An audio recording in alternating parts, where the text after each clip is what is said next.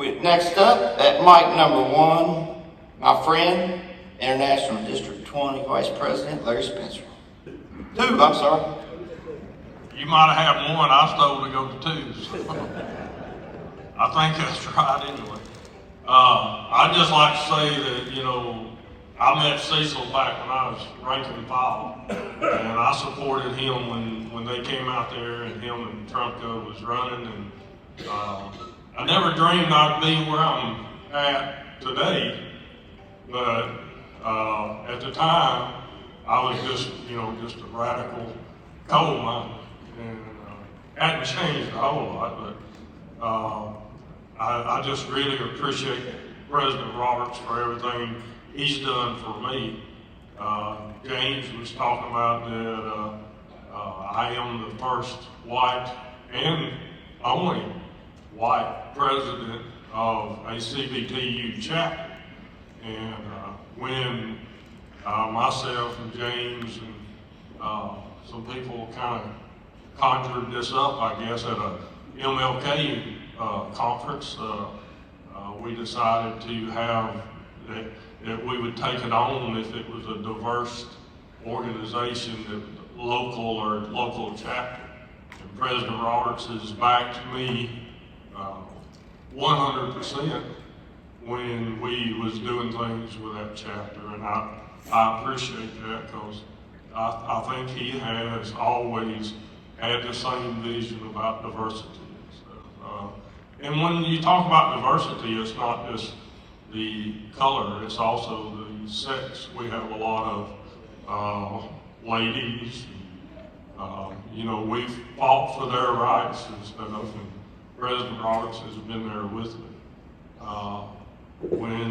I've been there with him is what it's really been, but I was very honored when he asked me to take on the District 20 Vice President. Had no idea that was going to happen. But like I said, I started off rank and file, I moved up through the local, and I watched President Roberts. I ran for district office.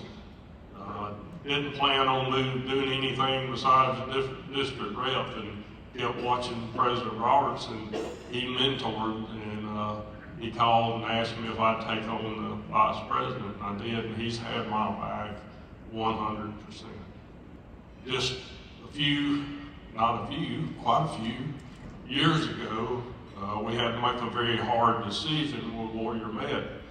And it was a lot of very long nights, make a decision on whether to strike or not. Hadn't been a strike in Alabama in 40 years. And we knew that if we didn't strike the mines the legal way, the membership was going to strike those mines, and we was going to totally lose those mines. President Roberts backed me, and it's been rough because we've had a lot of him and me. We've had a lot of well, I wouldn't have done it that way. Well, we did it that way, and I'm very proud to say that we might not have got a contract yet, a new contract, but we are still today fighting Warrior Med. We made a decision the other day to take one more shot at Warrior Med with President Roberts' name on a Memorial Day for Veterans Day, because this company doesn't recognize Veterans Day. And we decided to take a Memorial Day and take one more punch at them. I'm sure there'll be more because I know Brian. Me and Brian and Mike Philippi, we've been in negotiations with them, and it's been rough. And I promise you, Brian, I will be there for you. Alabama will be there for you. With that said, y'all don't know the things that President Roberts went through during that strike. I may get chewed out about this, I don't know. But he was fighting cancer during those 2 years. President Roberts, everybody knows, he's had some problems. He got cancer from Agent Orange. And I watched the misery that he was going through, but nobody on those picket lines or at those rallies knew what he was going through, what his family was going through. And he would leave the airport and he would be just in total misery from the medication and from the illness. But when he got on that stage and the mic in front of everybody, he put his love to them to say, we need to win this. And you know, both of us caught quite a bit of flack, but I want to tell you, brother, I love you. Alabama loves you. If you need anything, you let us know. And Brian, we will be there for you. Love you, President Roberts.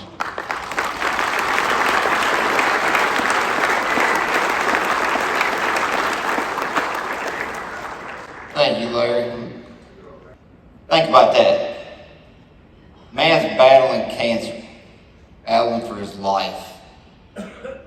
And week after week after week, month after month after month, he would go to Alabama and speak to those workers on the picket line. Speak to politicians. Do everything in his power to end that strike, to get a contract for those workers. We'd be at the bargaining table, but he would be talking with the CEO of the company. I already had so much respect for Cecil at that time. But as I watched that, I watched a man willing to give his life for the United Mine Workers of America. And I've been so proud to be able to stand by him. Thank you, Brother Spencer. That's very moving.